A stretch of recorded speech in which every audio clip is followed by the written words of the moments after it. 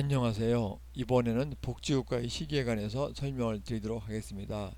이 장중에서 이 네 번째 절인 복지국가의 시기가 가장 분량이 많기 때문에 몇 개의 부분으로 나누어서 설명을 드리도록 하겠습니다.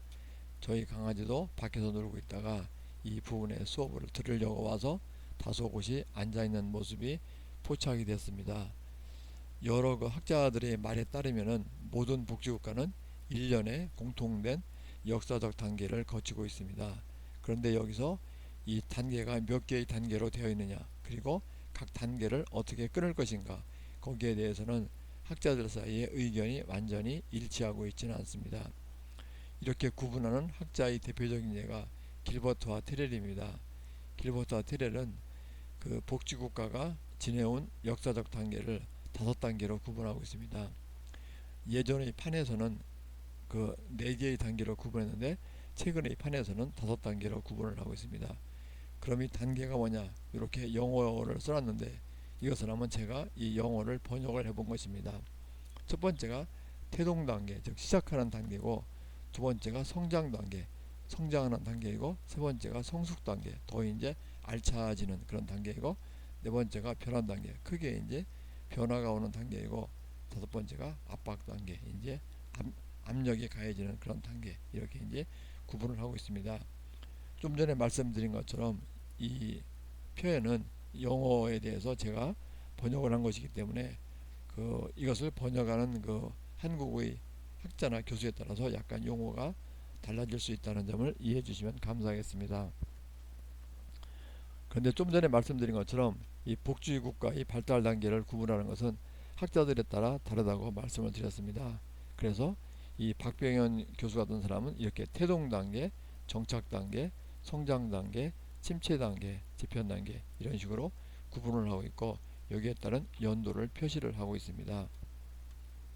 그리고 또 올바른 사람은 복지국가의 발달 5단계를 하고 있는데, 첫 번째가 전 역사 단계, 두 번째가 이륙 단계, 우리가 비행기가 이륙하는 것처럼 이륙 단계, 세 번째가 확장 단계, 네 번째가 가속 단계, 그리고 침체 단계, 이렇게 5가지로 구분하고 있는데, 역시 이제 이런 시기, 연도는 학자들마다 약간 차이가 나오고 있습니다.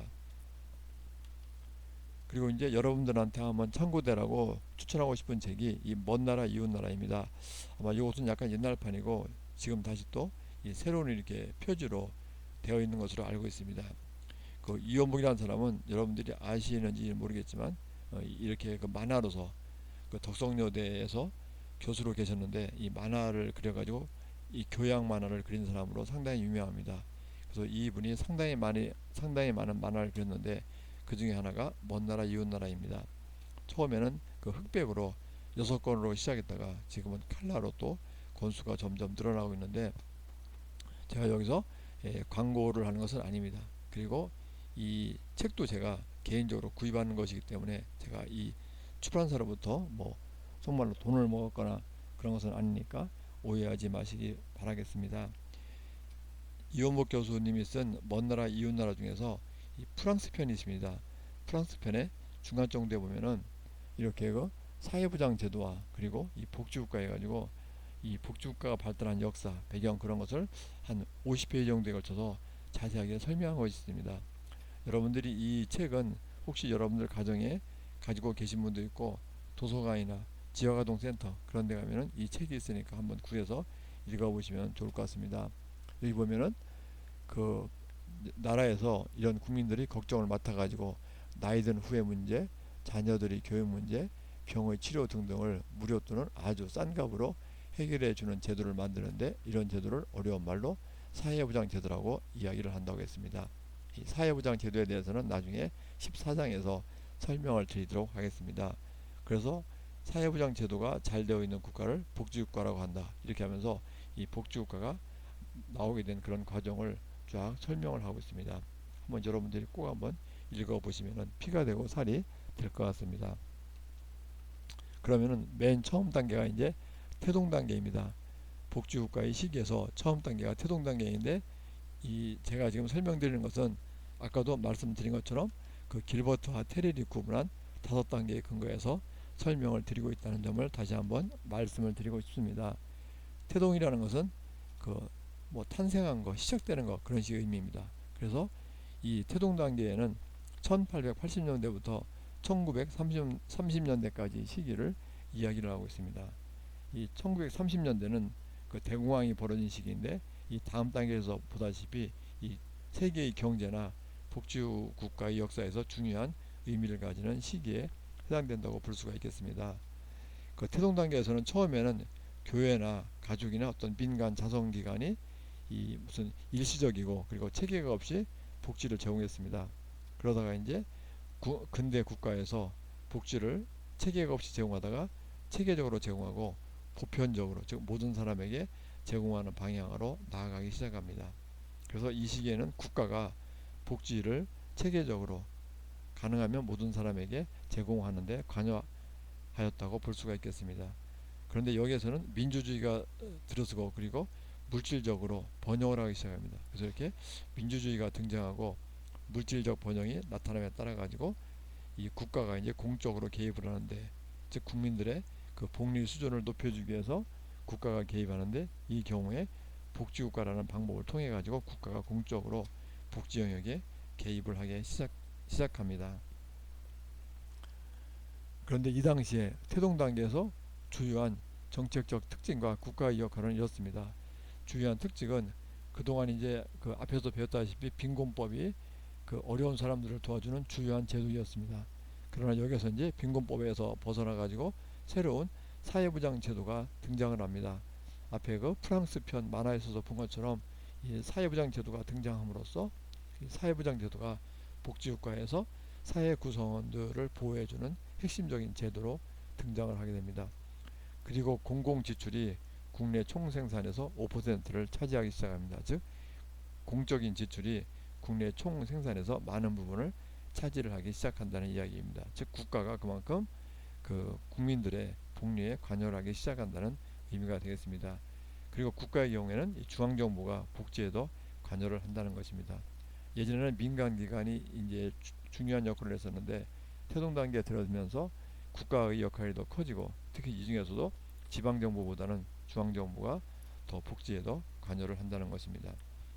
그래서 이 태동 단계에서 국가가 관여한 대표적인 사회복지 프로그램은 그 사회보험입니다. 이 사회보험은 사회보장의 한 부분인데 여러분들이 아시다시피 뭐 연금이나 건강보험 그런 것을 갖다가 사회보험이라고 이야기를 하고 있습니다. 그렇지만 이 태동 단계에서는 사회보험이 가장 이제 국가가 관여한 프로그램이지만 사회보험 이외의 영역에서도 국가는 크게 관여를 하였습니다.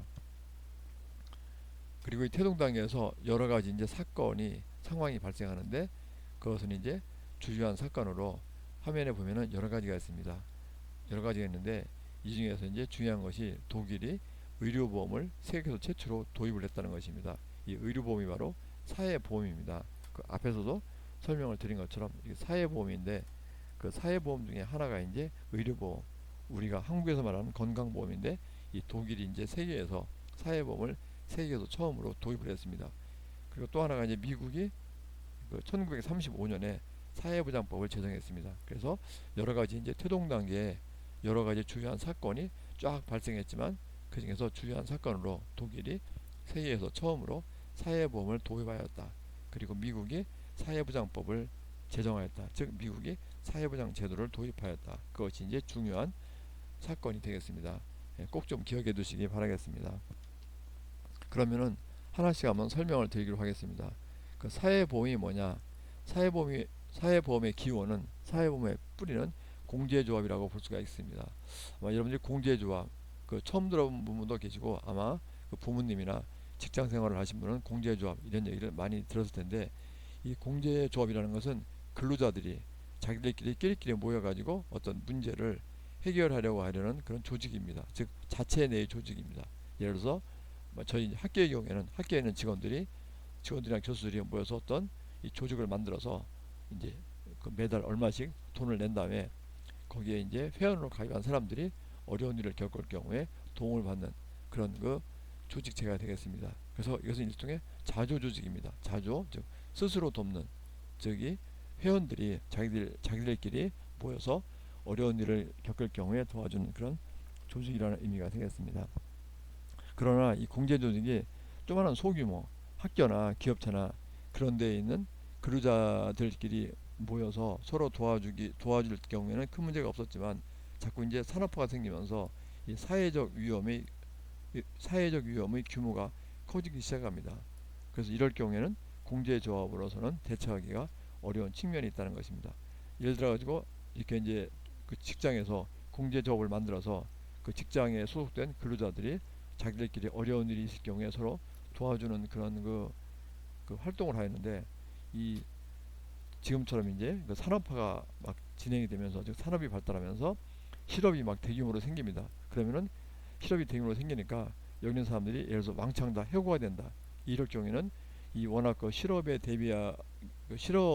대비하기 위해서는 엄청난 비용이 들기 때문에, 즉 이제 그 가정이 먹고 살아야 되기 때문에 엄청난 비용이 들기 때문에 이 공제조 가지고서는 그 문제를 완전하게 해결하기가 어렵다는 것입니다. 그래서 이 사회적 위험의 규모가 커지기 때문에 결국 이제 그 공제조합 가지고는 해결할 수가 없다. 그러니까 국가 주도의 사회보험이 등장하게 되었다는 것입니다.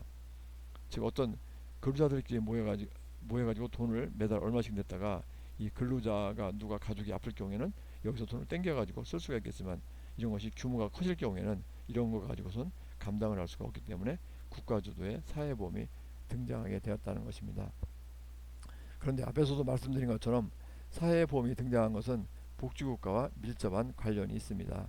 그 사회보험이라는 것은 나중에 이제 그 교재의 뒷부분에서 자세히 배우겠지만, 그 산업사회에서 여러 가지 사회적 위험을 겪습니다. 즉 사회적 위험이라는 것은 누가 아프다든지 실업 상태에 놓인다든지, 그 직장에서 다쳐가지고 일을 못하게 된다든지, 또는 그 늙어가지고 퇴직을 한다든지 그런 것을 의미하는데, 이럴 경우에 사회보험을 통해서 가족을 보호해 준다는 것입니다. 그래서 결국은 사회보험은 본인과 가족 구성원을 보호하기 때문에 복지국가도 밀접한 관련을 가지고 있다는 것입니다. 그래서 결국 이런 그 사회보험을 최초로 도입한 것이 독일의 비스마르크 정권입니다. 그래서 1883년에 독일이 세계 최초로 사회보험 제도를 도입하였는데, 처음에는 질병보험을 도입하였고, 그리고 이어서 또 다른 형태의 사회보험을 도입을 하였던 것입니다. 그리고 나서 대부분의 그 서유럽 국가들도 독일의 이런 그 길을 따라갔습니다. 그래서 정리하자면은 사회보험의 기원은 공제조합인데, 이제 그 산업화 이후에 사회적 위험의 규모가 커지기 때문에 공제조합은 제대로 대처하기가 어렵기 때문에 국가가 주도하는 사회보험이 등장하였다.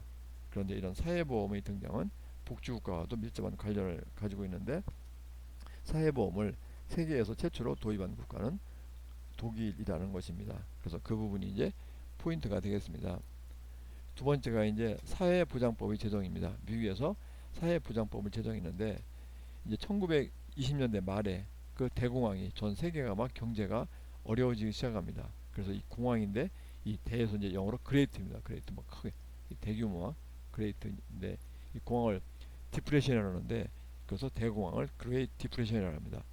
그래서 이 대공황이 발생하기 전에는 자녀적 복지의 관점이 주요한 관점으로 자리를 잡았습니다. 예를 들어 가지고 어떤 개인이 이제 실업 상태에 있을 경우에, 이거는 뭐냐면은 이 사람이 실업 상태에 놓여 있는 이유가 개인의 문제 때문에, 예를 들어서 개인이 뭐 무능하다든지 개인이 일을 하려고 하지 않는다든지 그런 것 때문에 이 사람이 실업 상태에 놓였다고 보는 것입니다. 바로 이것이 이제 자녀적 복지 관점이 되겠습니다. 그러니까 이럴 경우에는 뭐 가족이나 누가 뭐 도와줘라, 이런 식의 이제 관점인데, 그렇지만 이제 대공황이 생각합니다. 대공황이 나타나가지고 전 세계의 경제가 휘청거리니까 그 이제 실업자들이 굉장히 많이 등장하기 시작됩니다. 즉 예전에는 실업자들이 많지 않았는데, 이런 거 경제가 대공황을 통해서 경제가 휘청거리니까 실업자가 굉장히 많이 늘어납니다.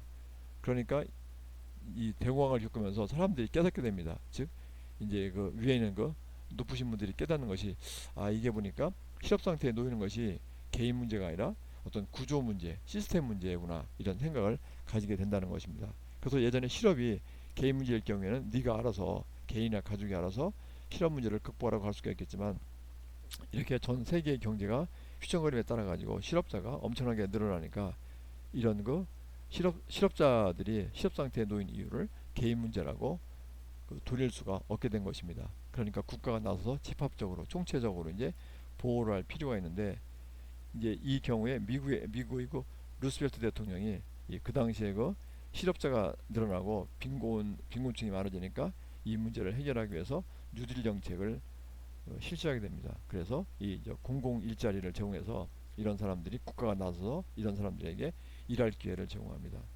그래서 이제 이런 상황에서 대응할 겪어 가지고 많은 사람이 실업 상태에 놓이고, 그리고 이에 따라서 빈곤층이 증가함에 따라서 국가가 개입을 해가지고 이렇게 그 사람들의 소득을 좀 보호해줄 필요성을 느끼게 됩니다. 그래서 이에 따라 1935년에 미국에서 사회보장법을 제정을 하게 됩니다. 예, 그래서 그 이제 그 첫 번째 그 태동 단계에서는 그 아까 말씀드린 것처럼 이 1880년대부터 30년대까지 시기를 말하는데, 이 당시에 이제 그 사회보장 제도가 등장이 되었고, 이제 국가가 이 복지 영역에 개입을 많이 하는데, 이 당시에 주요한 사건으로 독일에서 사회보험을 세계 최초로 도입을 했고, 그리고 미국에서 사회보장법을 제정한 것이 큰 의의를 지닌다, 이렇게 이제 설명을 드릴 수가 있겠습니다. 잠깐 쉬었다가 또 계속하도록 하겠습니다. 수고하셨습니다.